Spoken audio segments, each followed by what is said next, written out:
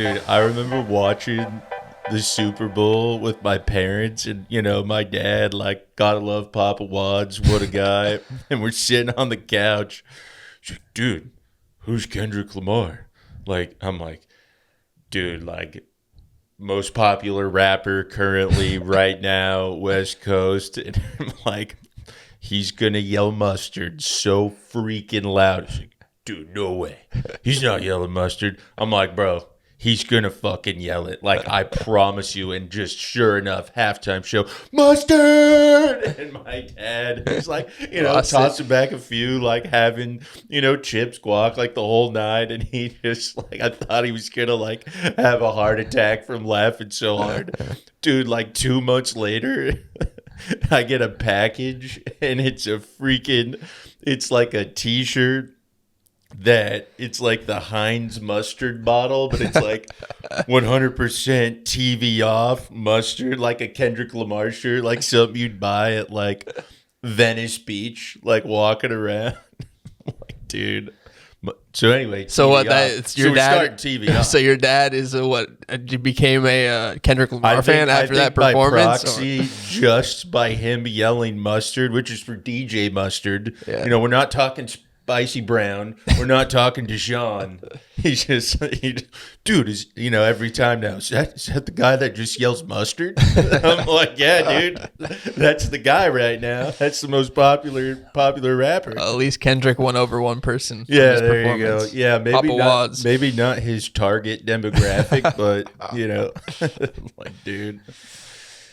Oh man, well.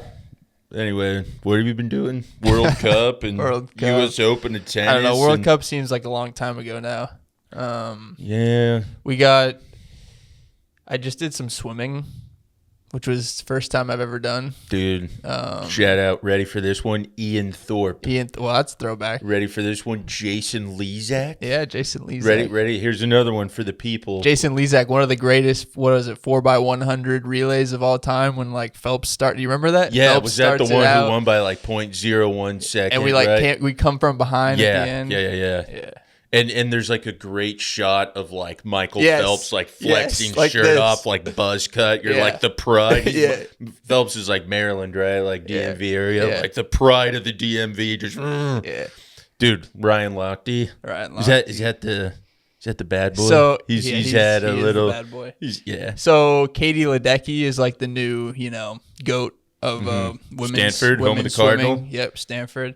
So she swam in this meet. It was the Pan Pacific Games. She swam in it, so it's cool to get to see her. Was it at UCI?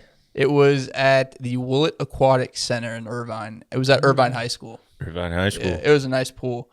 But it was cool. It was something new because I hadn't worked swimming before, so it's always different when you work something for the first time. But like after you do a couple of races, it's like, all right, this is how the show goes, and you kind of like lock in. Yeah. Easy bunny. So you know the name Rowdy Gaines?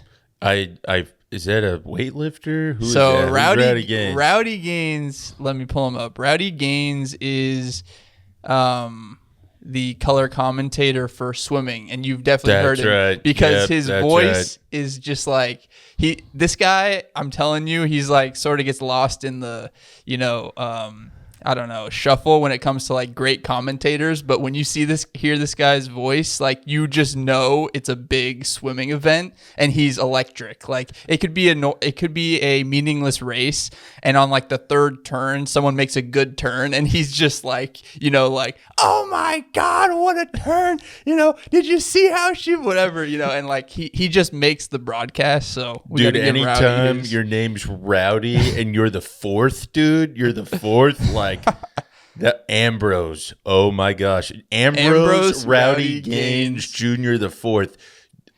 That's swimming.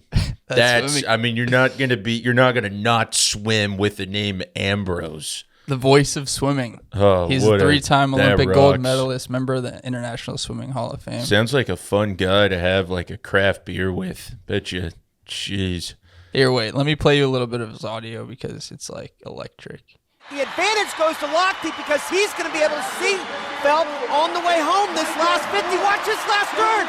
Oh, what a turn by Michael Phelps. Phelps has the lead. You hear his voice. He's locked in, dude. Like it's Olympics, swimming. You're locked in. There's you're on the couch. There's a world record on the line. Yeah, Feels like every event, Olympics yeah. swimming. Like he's 0.2 of 1 second away from a record. I'm like, dude, that's Rowdy Gaines, bro. Yeah, Rowdy Gaines, absolute Dude, legend. So oh my gosh, it was cool hearing man, him swimming, at work. dude. That's just classic, like healthy sport, easy on your body. Like you're in the pool. Like swimmers got it figured out, man. Dude.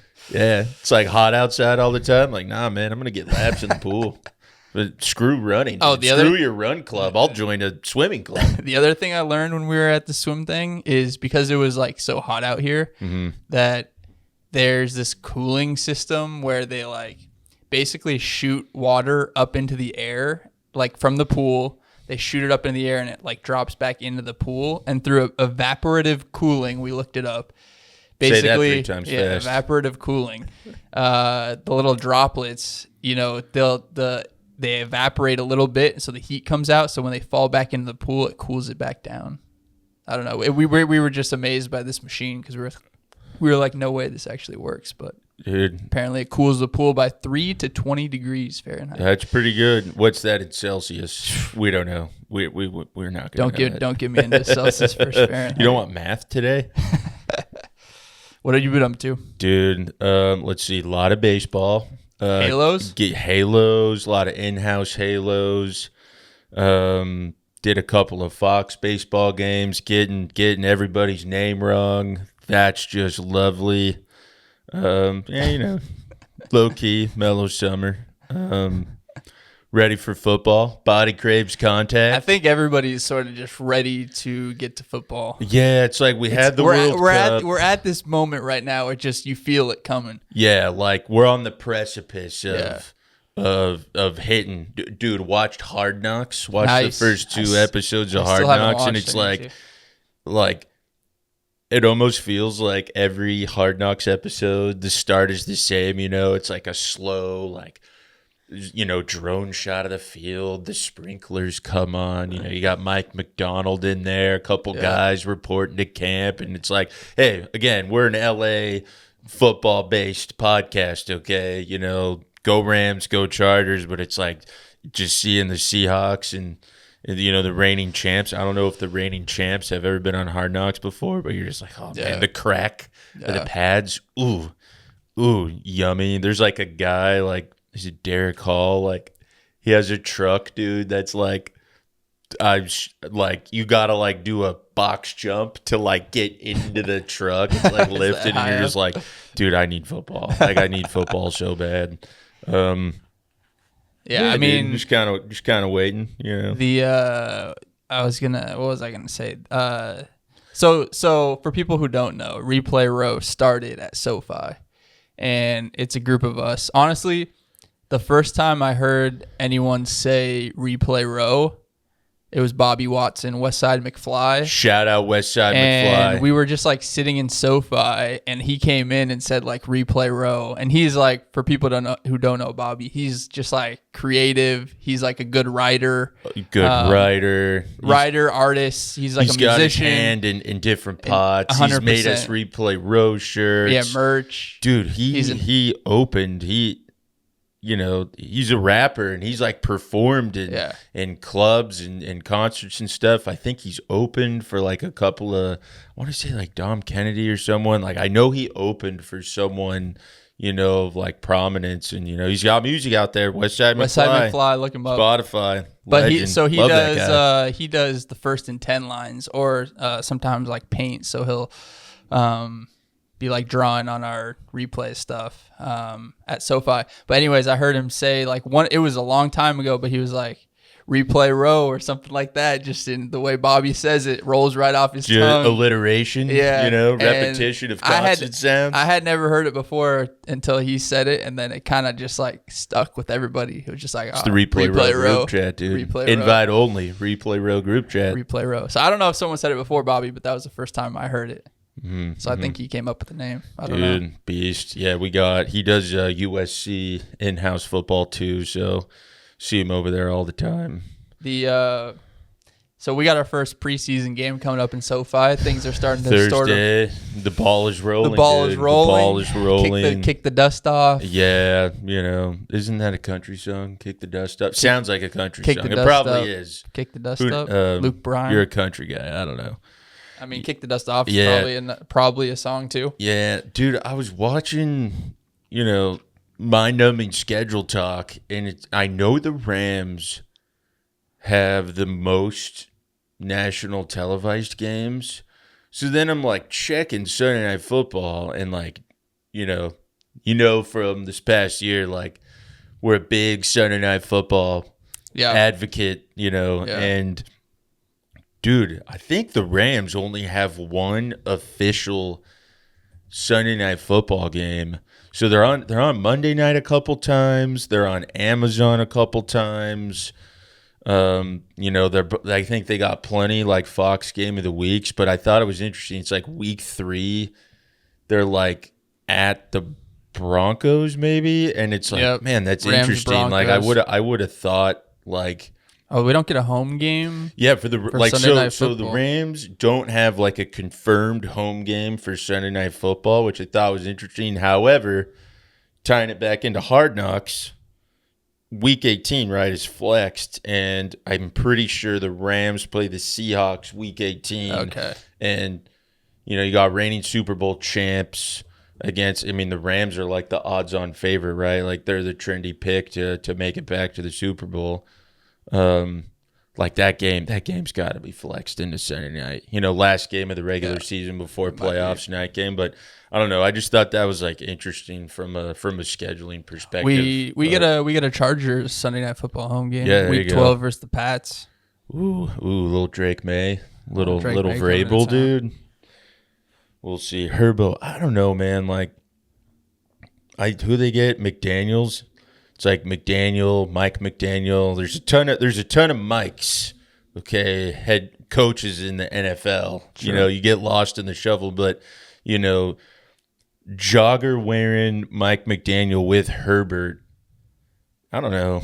MVP season loading. I feel like with Herbert, this is kind of like the last kind of like this is Harbaugh's third year. You've been in the league. You're dating the TikTok star, what's her name? Madison Beer. They're engaged. Sorry, they're engaged. Fiance. Love a good fiance. But it's like, dude, this is like you got to win a playoff game. Like Chargers absolutely got to win a playoff game for sure. We'll see. I think they could do it. Yeah, I think so know. too. Yeah, and it's like with McDaniel as the OC with that creative offense. Herbert is a lot better at quarterback than Tua. Yeah. So you have a creative genius with a way better quarterback. It's looking up for the Chargers. So we'll see. Well, since we mentioned NBC Sunday Night Football, there was some news recently that NBC put out, and it was just to confirm Carrie Underwood back for her 14th consecutive year. And Wads, I know you love a Carrie Underwood intro. It gets you in the mood. Oh, dude, Carrie, like waiting all day. I'm not a country music guy by any means. Okay, I'm wearing my Nashville Sounds hat, my beloved Sounds. It's a great Nashville, great music scene. But like something about Carrie Underwood singing that song, like, and I know it's I think Faith Hill did it a little bit, but it's a spin-off of a Joan Jett song. I Hate Myself for Loving You, something like that. And it's like there's just something about the Sunday Night Football Open that it like brings calmness. It's steady. It's there every week, and that's like part of what makes the NFL so special and so big in this country. It's like everyone watches Sunday Night Football. Everyone's winding down from the weekend, getting ready for the work week, and Carrie Underwood's part of that. And it's just like, it's a huge game. Dude. Yeah, when you hear that song, like, oh my God. And I think sometimes on the Open, they'll do like a cool, like cinematic transition. Like they open it up, and it's just like, oh God, man. Well, you were right about Joan Jett. It says here,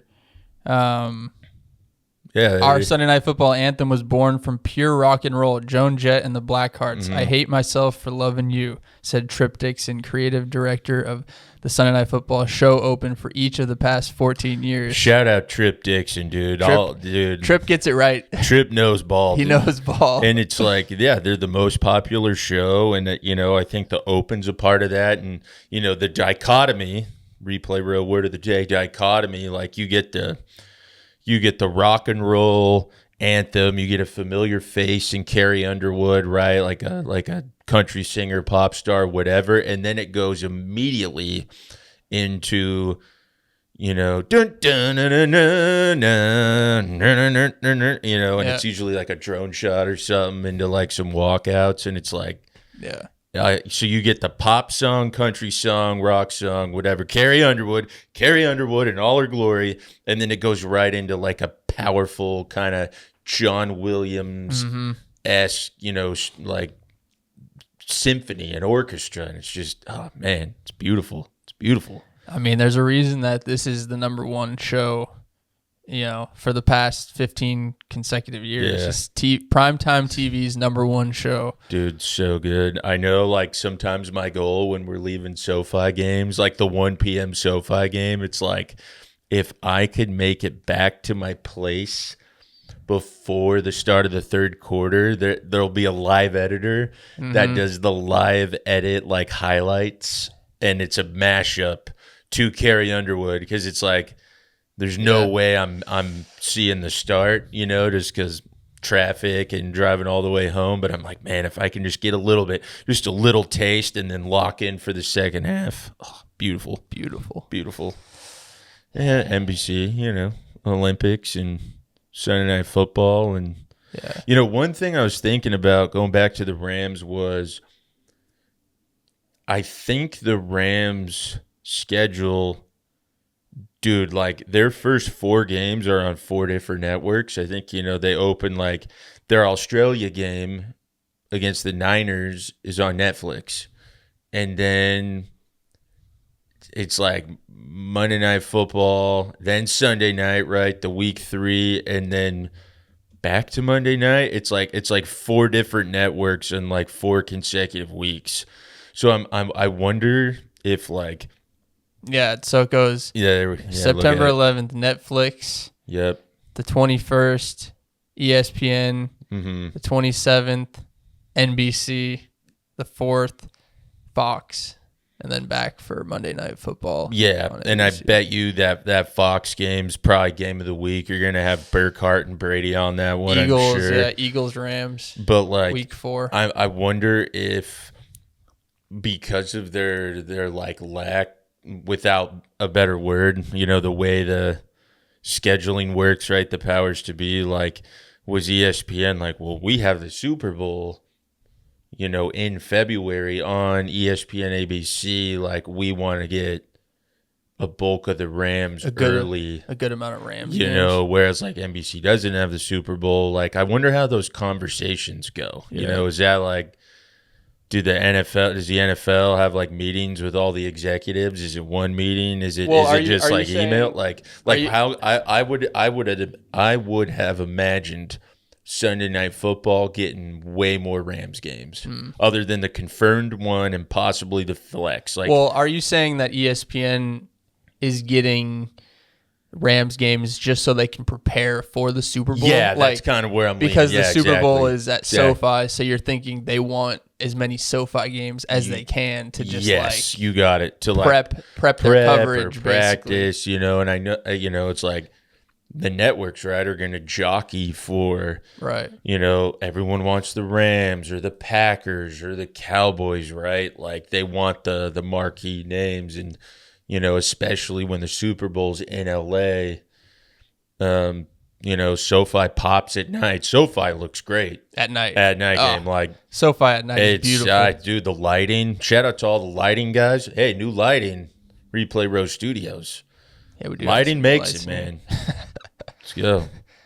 Yeah, SoFi at night is nice. Yeah, like the turf. The turf's it just everything just green, like looks better. Oh, dude, totally. Because like the big board and everything, it illuminates everything. You get like the drone and there's the LED screen on the roof of SoFi, and Yeah. whatever logos are on there, whatever it's prepping, and you're just like, Yeah. oh, man, the glistening from the light onto the waterfall, onto the man-made lake. I'm like, dude, God, it's beautiful. so dope, so sick.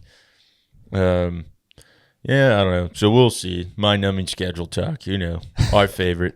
Replay. What about college? You excited for college as well? Or Yeah. just, fill up our weekends with a little, Saturday you got college, or Friday, Saturday you got college, Thursday you got NFL, Sunday and Monday back to NFL. Dude, like our weekends are covered. We're back to being covered. Hey man, like we said, dude, body craves contact. I'll be doing in-house USC football. They have a great crew over there. A lot of overlap with the USC crew and the SoFi crew. Daniel Zarunian does an outstanding job as kind of show caller producer. I don't know. USC, like, how's USC going to be this year? Dude, Mayava's good. It's been the same story with them for the past 3 or 4 years. And again, like, I don't know if this is going to be a make or break a year for Lincoln Riley as well, but it's like, dude, they have Oregon, Indiana. His seat has got to be warm at least. Yeah, and I like hot, but warm. And I like Mayava. Mayava's like a 3-year starter. Like, he big dude, and they always are going to have impactful guys. At the skill positions. But man, I think they got, you can look it up, but it's like they play Oregon, Ohio State, and Indiana. Does that sound right? It's like, man, that's like a gauntlet. Like, they got it. I feel like out of those three, they got to get at least 2. And it's doable. Like, it's not like without of the realm of possibility. Yeah, right there, dude. Look, how's starting? So you got Ohio State on Halloween, at Indiana, then back up. Corrections and retractions. Word to Petros. So late September, you're home Oregon, then you're home Washington, and then you're at Penn State, at Wisconsin, Ohio State, Indiana. That right there, like, that is a stretch. That is a gauntlet. Yeah. Oof, man. We'll see. We'll see, dude. Who knows how Penn State's going to be though without they have like a new coach without Franklin. Yeah, like they fired Franklin they lost last a bunch year. Of guys. Yeah, and like obviously like with the transfer portal and everything, right? Like and the NFL draft, like Indiana won, but like, is Indiana going to be as good? Like, yeah, they're still ranked in the top 10, but what if they're not as formidable? But like Ohio State, luckily the Ohio State game is a home game at the Coliseum, but I don't think that's going to matter. Yeah, I'm sure they're going to travel well. That's going to be. See, here's my thing. That's so much red in the stands. Wisconsin, Ohio State, Indiana, Maryland, and playing USC. That's like every derivative of red you can think of. Every shade of red. That's your scarlet, your red orange, your burnt red. I'm like, dude, a lot of red, man. I feel like the stands, the camera guys are going to be shooting fan shots and they're going to be confused. Like, what if you're colorblind? What are you going to do? Good luck. Good luck. Good luck. So ESPN, some news last week, or maybe it was a couple weeks ago, they came out with their announcer pairings for the college football season. And I always think that ESPN does a good job of their college football coverage, especially that A-team, Fowler, Herb Street, Holly Rowe, just some good production. Like when you're watching a big-time college football game and you hear Herb Street, it's just kind of like, oh, totally. It's sort of like here in Carrie Underwood where you just know what you're getting. Saturday, 5 p.m. West Coast time, you're getting like a hell of a college football game. And I know there's been like, the transfer portal and, college football and there's a hodgepodge of different opinions, and is it as popular as it was, and does it have the national staying power right as is like the NFL, but it's like when it gets down to like the nitty gritty, the meat and potatoes, it's like, dude, I just want to watch a good game and a good atmosphere with Herb Street and Fowler and Rowe. Like, cut all the other BS. Like, I want those three. Yep. So Fowler and Herb Street have done 13 years now together. Man. That's crazy. Yeah, it seemed their 30th year together as college football teammates, beginning in 1996 on College Game Day.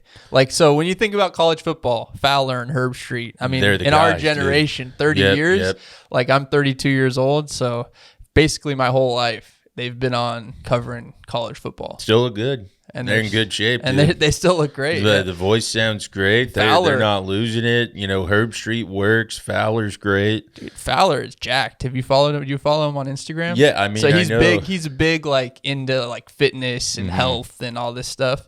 He gives some good advice. It's a good dude, follow. I want to say it was last year, maybe the year before. He was getting interviewed on the DP show, and I'm like, the sleeves on the t-shirt look a little tight, dude. And I'm like, I don't even know if those are mediums. Those are like the normal size. And it's like, all right, dude. All right, let's. How many reps can he do? 225. Can we get a football analyst combine? Ooh. Just to see like who would be good? Like, well, we have to make this play-by-play though. Yeah, just play-by-play because the analysts, we have some former athletes, some dogs, you know. So it might get a little. Fowler, I don't know. He might be. I mean, Fowler for the play-by-play guys, he might be a number one pick. See ya, yeah, dude. He's I'm 225, doing some shoulder stuff. You know who's also in great shape? Dodgers announcer Joe Davis. Oh, dude, love Joe Davis. He's in good man. shape. He's not as big as Fowler. I think Fowler would have pound for pound, but I know he's in good shape, dude. With Davis, so I'm listening. I'm like driving somewhere. You know, it's like last October, like driving around, and Joe Davis got interviewed on Mason in Ireland, right, on ESPN 710 LA, your home of the Lakers, Trojans. And Ireland brought up a story that I didn't know about Davis. It was fantastic. So when Davis does his NFL stuff with Fox, his dad is his spotter. Is the spotter. I've heard that. And I just thought that was the coolest story. I want to say his dad might have been like a high school coach or something. Like Joe Davis's dad has a football background, and when Davis is like, "Hey, dude, like you know, Fox, hey, can you do football? Like, you know, you're the baseball guy, the Dodgers guy." And okay, here we go. Coaching career. Paul Davis is a member of the Michigan High School Football Coaches Hall of Fame and previously served as the head football coach at Potterville High School. That's awesome, dude. He's a football guy. So it's like, I think he's like, hey, dude, if you want me to do football, like my dad's a spotter. Like he knows ball. That's like Michigan cool. High School Football Coach Hall of Fame. Like, oh, that guy knows, dude. And it's like, how cool is that? That's awesome. Like a couple weeks. And I know there's probably like a couple of times where, you know, he's got to do World Series. He might miss a game or two there, but you're looking at, I don't know, 15, 16 weeks where you're doing NFL and you're just like traveling with your dad. That's great. I mean, bro, he's got life figured out, dude. That's a dream. That's a dream, man. So he began working as a professional spotter alongside his son during regional college football broadcasts like the Pac-12 and Big 12 games, applying his meticulous coaching preparation habits to tracking plays and statistics in the TV booth. Beautiful. Love that guy. That's cool. Shout out all those spotters out there. Love a good spotter. I mean, just working with your dad is just kind of cool. Dude, can't even imagine. And like that's awesome for Fox to like kind of allow that. I'm sure they kind of got their guys, but I don't know. What a story. So I mean, Joe Davis. So let's talk about Fox. Fox also put out their release of their commentators for NFL, and obviously their A crew is pretty stacked with Brady, Kevin Burkhardt, Aaron Andrews, Tom Rinaldi. Yeah, you got some big names there. Their B crew is the Joe Davis and you got Greg Olsen, right? Yeah, Greg Olsen crew, which is I mean, that's It's going to be an 1A. A crew. I mean, it's A crew. Yeah, and like I think maybe they're so good as LA guys. Like we might be a little impartial to Joe. Like I think Joe's outstanding. He's clean. He's precise. He's calm.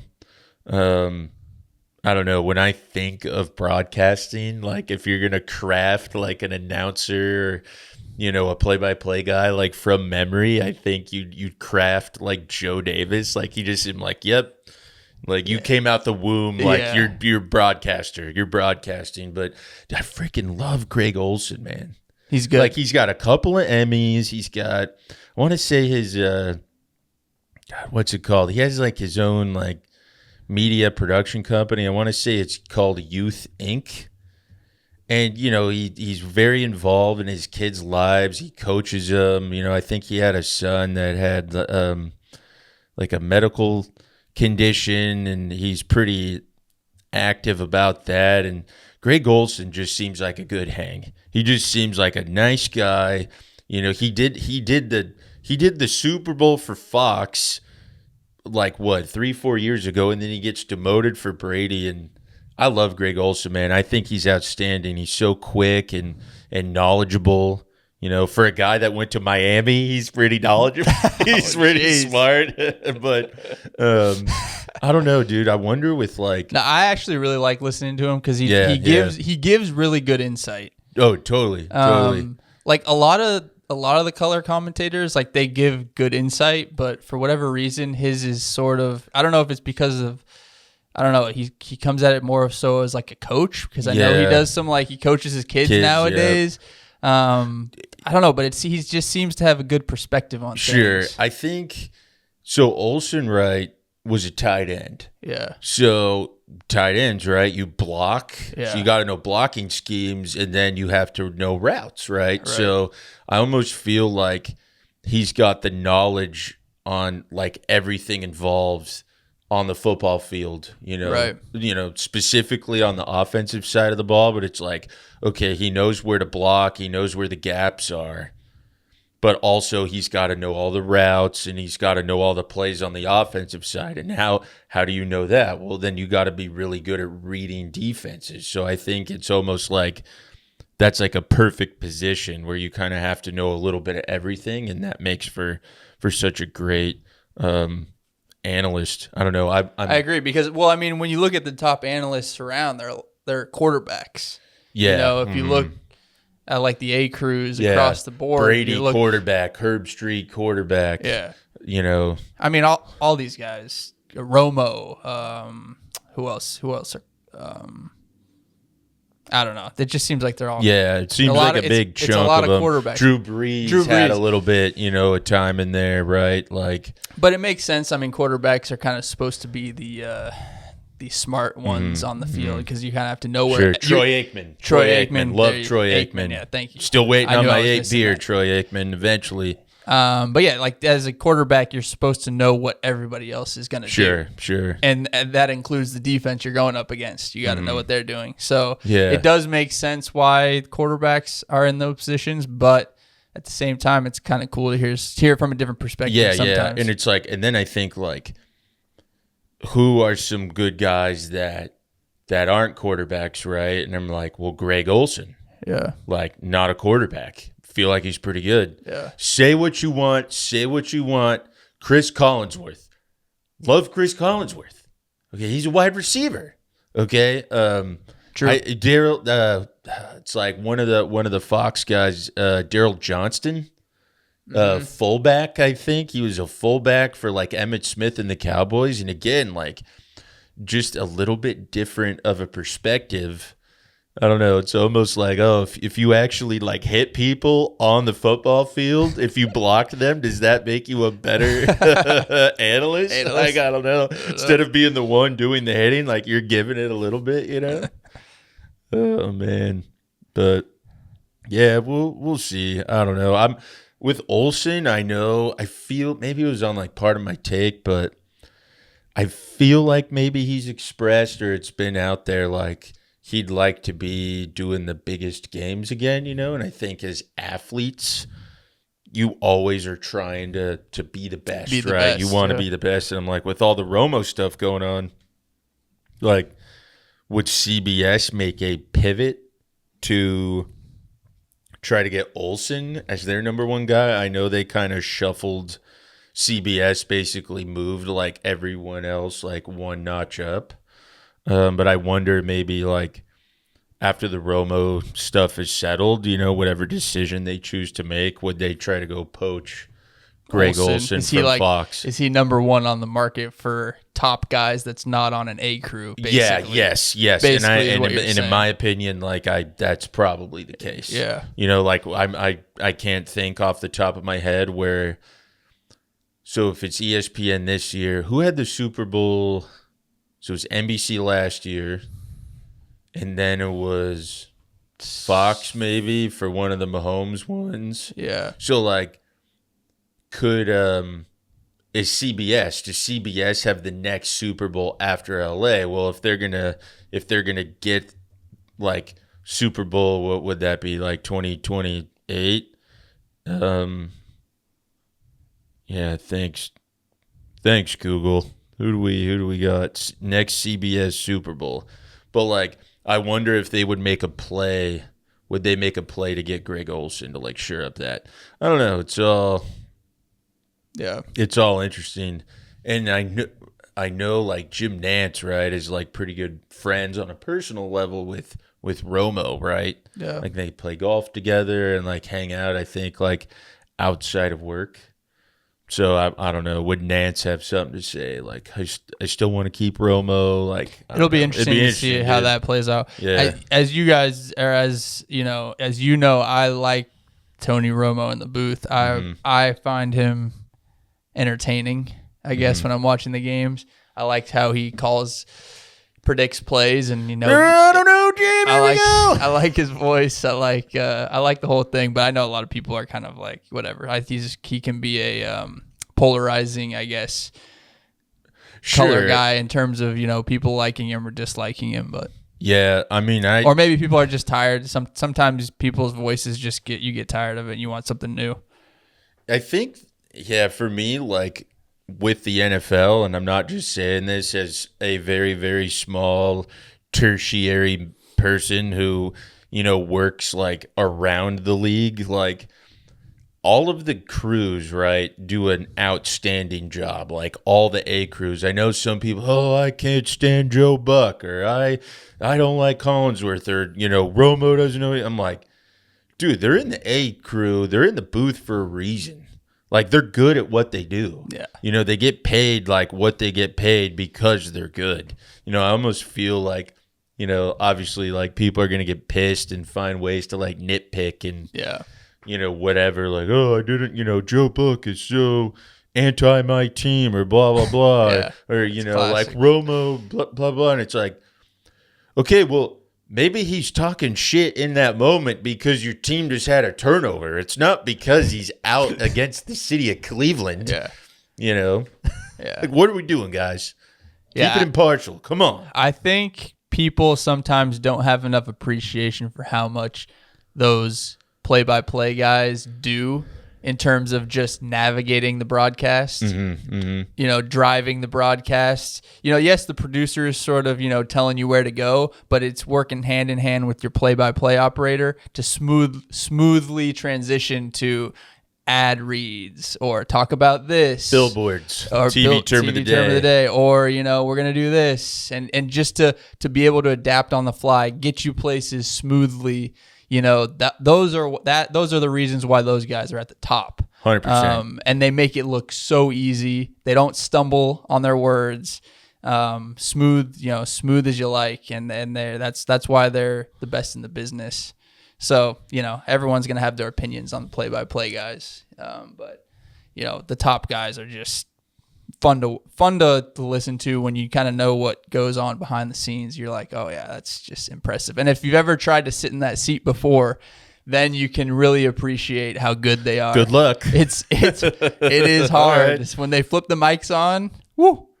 You're live, but you are 100% live. So there's no going back basically from there. It's harder than you think. Oh, 100%. Homer Simpson. I was raised by TV, and I turned out TV. Like it's like it's fun and there's lights and it's pretty and whatever and people are watching you but it's like, dude, it's like it can be difficult. It can be extremely difficult. It's hard. That's why they get paid the big bucks. It is very, very hard. Mm-hmm. Got the producer in your ear. That's like another thing that like people don't realize. Like the booth is having a conversation, right? They're talking with you about the game. They're talking to each other. And the whole time, like they got producers in their ear, talking at them during commercial breaks, during pauses, things like that, when there's a break. And, it's not like you're just going to stop whatever it is you're doing to or respond to the producer. Right. Or they're talking back to the producer when there's a pause, but you don't even know they're talking back to the producer. There's like a button called talkback. So it mutes their mic and they can talk to the people in the truck. And sometimes they'll do it sort of mid-conversation when the other guy starts talking. They'll cue back to the producer and ask him a question or say, I want to talk about this next. And you would never know as a viewer that there was two conversations basically going on at once. Mm-hmm. And that can get so convoluted, in your mind. I'm not a very smart guy. Everyone knows that. I'm very sorry. And I'm like, we're working, right? And at Fox or at SoFi or whatever. And there's I don't know, 10, 12 voices in your ear at one time, and it can be hard to follow. And it's but imagine the stakes when you're in the booth, right? Doing an NFL game, working a World Cup game, doing a World Series game. 20 million people are watching you. Yeah. 20 million. It's okay, you can't fuck up now. Exactly. God forbid, Yeah. Oh man! All right, I think they've heard enough of our voices. Speaking of voices, God, I hate. You got a quote or something? All right, quote of the day. Get us out of here. Football, we're so close. We're so close. Quote of the day from I believe John Madden. The road to Easy Street goes through the sewer. Hell yeah! I love it. Hell yeah! All right, is that it? Let's get after it, huh? Football season on the way. All right, we'll see you. See you on the next one. It takes all of us. See ya.